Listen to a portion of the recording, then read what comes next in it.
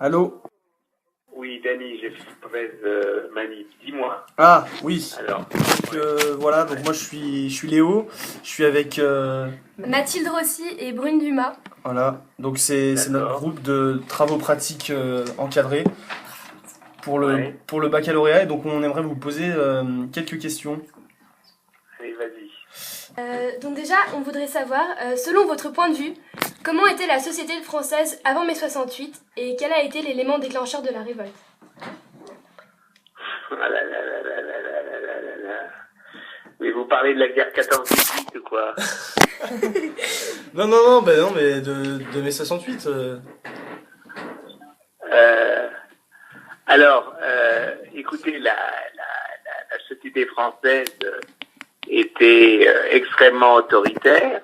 Encore au milieu des années 60, une femme mariée qui voulait commencer à travailler un job devait avoir l'autorisation écrite de son mari, ou même pour ouvrir un compte en banque.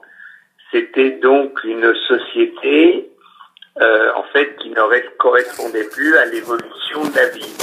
Et alors il y a eu plusieurs soi-disant déclencheurs, mais le fin fond de l'histoire, c'est que toute une partie de la jeunesse revendiquait la possibilité de vivre à leur façon et non pas qu'on les obligeait à vivre selon une morale de vie qui était complètement dépassée.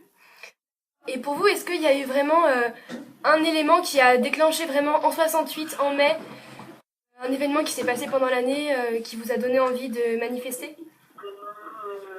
Oh, moi non, puisque j'étais engagé politiquement. Non, il n'y a pas un événement, c'était toute une succession de petits événements qui a créé un climat de révolte.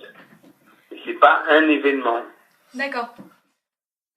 Et pour vous, quel est le moment qui vous a le plus marqué pendant les événements? Ou alors là, il y a plusieurs évolutions. Il y a d'abord quand même cet élan de révolte et de contestation qui se levait début mai. Puis vous avez donc cette envie de parler, ce qui a été formidable dans les premières semaines de mai, c'est cette libération de la parole que les gens, reprenaient en fait envie de discuter sur quel est le sens de la vie, quel espace politique ils veulent, etc. Je crois que c'est ça qui pour moi a été la chose la plus importante. D'accord, merci. D'accord. Et donc je voudrais vous poser une autre question, c'est quel héritage donc pensez-vous que la France ait tiré de cette révolte et de ce mouvement contestataire? Est-ce que vous pensez qu'il y a encore un héritage actuel ou est-ce qu'il est dépassé?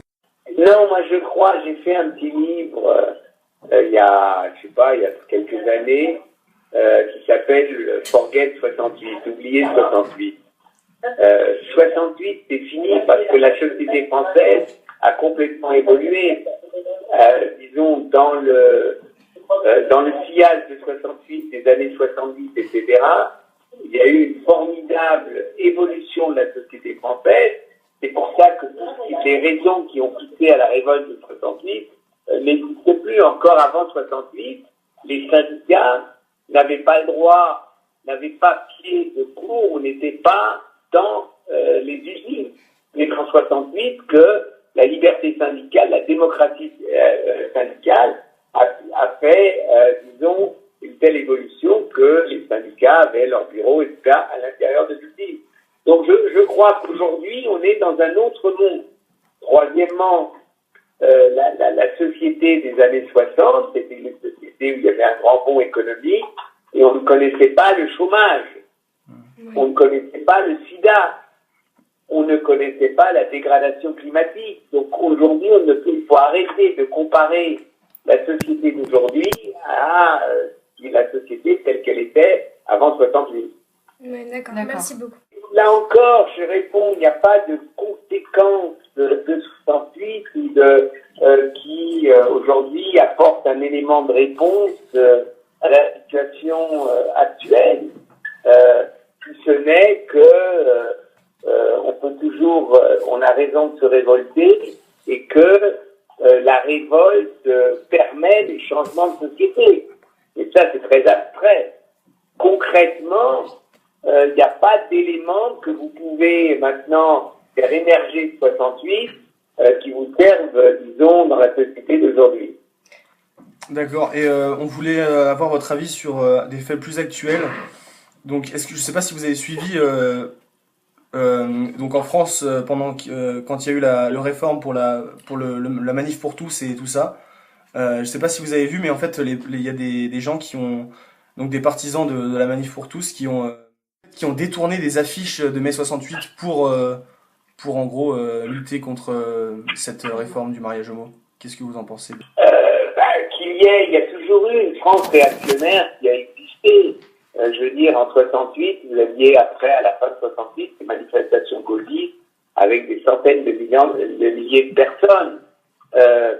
Et c'est vrai que la manif pour tous qui rêvait d'un mai 68 à l'envers, Ouais.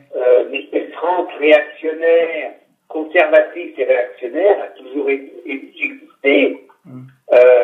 Et donc, je veux dire, moi, j'ai jamais compris pourquoi les gens de la manif sur tous étaient contre, par exemple, le mariage, disons, homosexuel. Personne les obligeait à se marier avec une femme ou un homme du même sexe. Ce mari existe.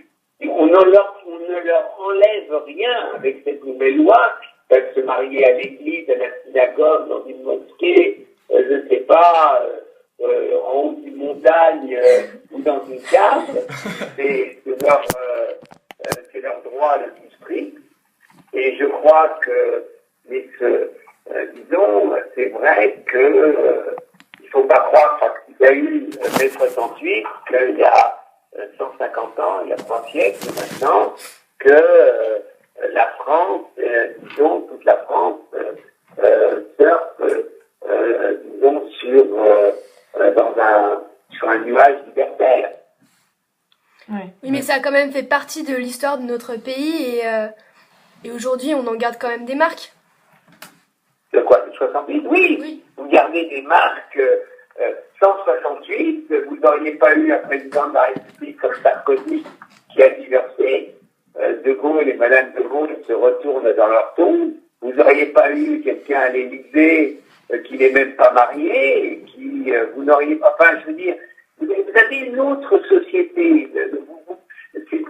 Votre première question est juste. Vous ne pouvez pas imaginer ce qu'était la société française dans les années 60. Aujourd'hui, c'est une autre France. Mais il y a toujours dans cette autre France une France conservatrice et réactionnaire qui aimerait revenir à, disons, 1890. D'accord. Merci beaucoup. Et On va vous poser une dernière question. Est-ce que, pour vous, vous voyez un point commun entre les manifestations qu'il y a eu le 11 janvier à la suite des attentats de Charlie Hebdo, donc pour lutter pour la liberté d'expression en France, et les manifestations qui ont pu avoir lieu en 68 également pour lutter pour une plus grande liberté? On peut pas, c'est difficile de comparer, puisque 68, c'était des manifestations aussi contre, disons, le comportement de l'État. Alors que,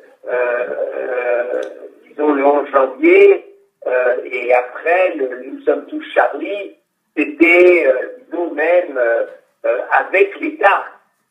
Ouais. Donc, c'est pas parce que c'est vrai que les menaces contre la liberté étaient complètement différentes. Non, mais c'est vrai que vous aviez après le 11 janvier une partie de la société française qui revendiquait une certaine idée de liberté. Et d'ailleurs, une grande partie de ceux qui avaient un certain âge dans les manifestations de 11 janvier avaient fait mai 68. D'accord. Merci beaucoup, monsieur, d'avoir pris le temps de nous répondre à nos questions. Ah, vous ne pouvez pas répéter, le monsieur. Pardon. merci beaucoup, Daniel. Ah là là. Dani, Ok.